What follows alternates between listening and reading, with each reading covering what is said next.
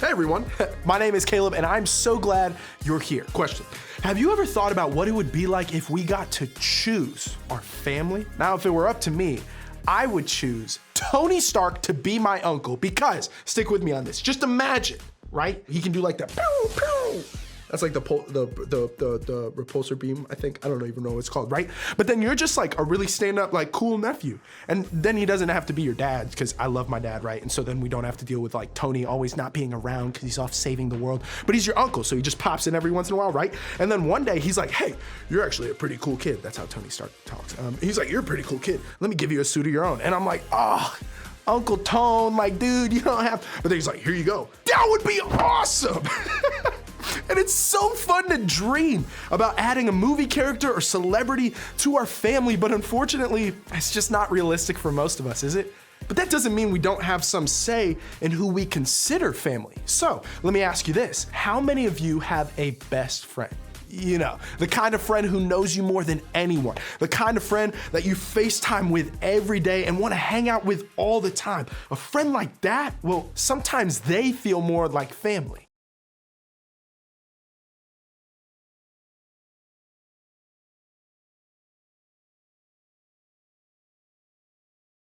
While family is a really important thing to talk about, some of you may feel like you don't have the kind of family everyone else has. Maybe you aren't allowed to see your dad, or your mom left, or maybe you're adopted. And even though that's awesome, you feel like it makes your family different. For others of you, you're struggling because the family you have isn't the family you want. You wish your mom didn't work all the time. You wish your dad would care just a little bit more about what's going on in your life. Maybe you wish you had siblings, or if you have them, you wish they were nicer.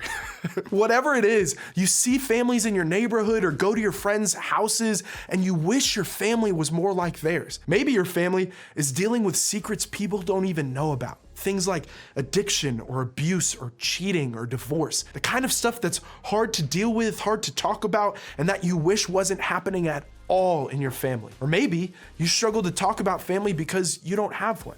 Sure, you came from a family of some kind, but for whatever reason, you're not with them anymore. And even though that you may have adults in your life who care about you, you still struggle because you know they aren't the family you came from. They aren't the family you thought you'd have. Maybe you're hearing this and you can't really relate because you love the family you're stuck together with. If that's you, I am so happy you feel that way about your family. But stick with me over the next few minutes. Even though you may not be navigating these things in your family, the reality is you have friends who are. So today is a great opportunity for you to be a good friend by learning more about their experience. The truth is, for so many of us, family doesn't look the way we thought it would look. And for whatever reason, the kind of family we got stuck together with isn't the kind of family we want.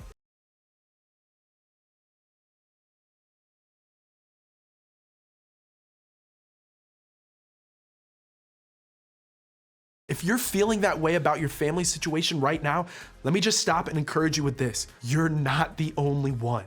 In fact, that's a feeling a lot of us have felt about our families, not just today, but even thousands of years ago. In the Bible, there's actually a story about two guys who are dealing with a complicated family situation that I think can help us here. These two guys were named David and Jonathan, and neither of them had typical home lives. David didn't live with his family. He left them when he was called to work for Saul, the king of Israel. Who was Saul? He was actually Jonathan's dad. And as they lived and worked together, Jonathan and David became really close friends. Now, at first, this was no big deal because Saul, Jonathan's dad, loved David. But over time, things changed. As king, Saul wanted to be seen as the greatest, most powerful, and most beloved leader in Israel. But David's popularity started to grow. And to make matters worse, God actually chose David to be the next king, a plan Saul did not love. And as a result, Saul actually began to hate David. And I mean, really, really hate David. Like so much so that Saul plotted to kill David. What? To save himself, David had to flee and go into hiding, barely avoiding being murdered by Saul a few times. See what I mean? Both Jonathan and David were in family situations they didn't necessarily want or expect. David lived apart from his family, and Jonathan was dealing with a dad who was literally trying to murder his best friend. That might be enough to leave both guys feeling completely and totally alone. Still, these two guys formed a friendship that was more like a brotherhood. They were the kind of friends who helped each other out, stuck with each other no matter what, and protected each other. The kind of friends who become like family. I mean, when Saul, Jonathan's father, was trying to kill David, his best friend, look at what Jonathan did. Jonathan went to find David and encouraged him to stay strong in his faith in God. This is more than being a friend. Yo, it's being family. When the families they were born with didn't give them what they needed, they turned to each other. They found strength and encouragement and faith in the family they chose. A writer in the Bible describes their friendship like this. And Jonathan made a solemn pact with David because he loved him as he loved himself.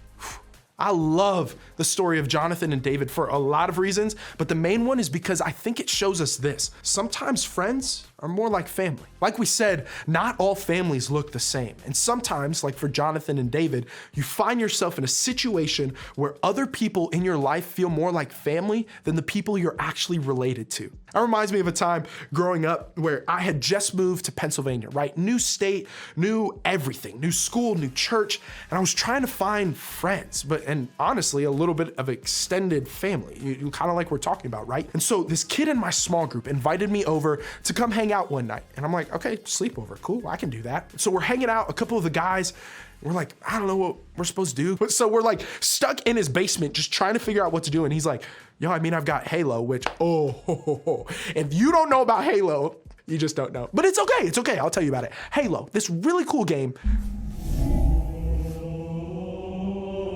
That's all you need to know. It was a really awesome game, right? And so we're staying up, we're playing Halo, and then we're like, I'm kind of like hungry. And so his mom brings down this taco dip. And let me tell you, it still makes me want to cry and like water at the mouth. It was like a 7-layer taco dip with like beans and cheese and sour cream and cheese and tomato. I think I already said cheese and lettuce and olives.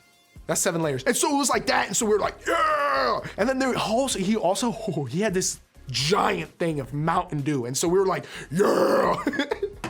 And we stayed up all night eating taco dip, drinking Mountain Dew, and playing Halo. And man, they didn't just feel like friends at the end of that night. They felt like my brothers. And I had great brothers at the time. That's no knock on them, but they felt like a new piece of my family. See, sometimes God puts people in our lives to act like family. Your friends, their parents, a coach, a teacher, your group leader, even the other members of your group. Maybe you don't realize this, but that's even part of what we do each week here at church. We act as the family of God. We support and encourage each other because that's what God calls us to do. God created us to do life with each other like a family. Even when he was here on earth, Jesus had friends who became like family. His disciples, the men who were his closest friends and followers, became the people he did everything with. They were as close as family. And as believers, they became part of the family of God. And yo, it's the same thing God offers us.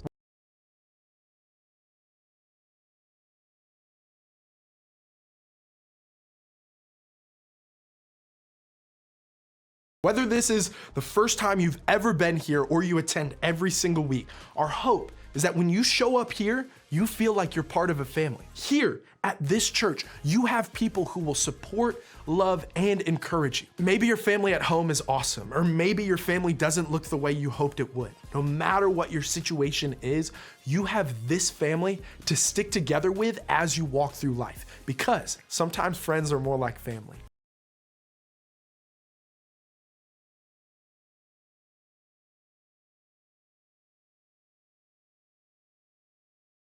Maybe you're sitting there thinking, yes, totally. I know exactly who in my life loves and treats me like family. I know who makes up my fam outside of the family I was born into or live with. And if that's you, great. One of the best things you can do this week is let them know you appreciate them. Thank them for making you feel like family and let them know you want to do the same for them. Or maybe you're sitting here thinking, Caleb, yo, bro, that all sounds great, and I wish I had those people in my life. Honestly, I don't feel like I know who they are or where I'd find them. And if that's you, then I'd say this: invite more people into your family. Think bigger than just the people you're close to right now. Think about who else is speaking into your life. Someone older than you or close to you who you can trust. Maybe it's a teacher, a coach, a friend's parent, or your group leader. Maybe there are a few people in your group who you know you can lean on or trust to be your family. Then choose one person who you know could be like family and include them in more parts of your life. Spend time with them. Ask them to hang out. Open up to them about what's going on in your life. And I promise you that it'll be worth it, because inviting more people into your life will expand your family. And sometimes friends are more like family. One of the best parts about following Jesus is that we gain a family. The church and your group become like a second home, a place where we can be safe, be heard, be known, and be loved. That's how God designed it to be. So when we're struggling with the family we're born with or live with, we can lean on the family we choose, because sometimes friends are more like family.